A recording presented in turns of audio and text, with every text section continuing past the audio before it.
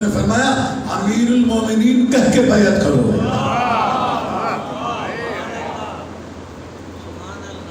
امیر المومنین کہہ کے بیعت کرو.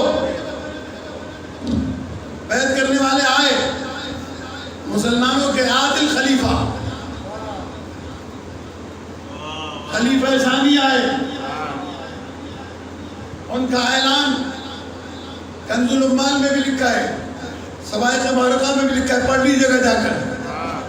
انہوں نے جب علی علیہ السلام کے ہاتھوں میں بیعت کی, اعلان کیا یا علی بخن بخن, مبارک ہو مبارک ہو یا امیر المومنین.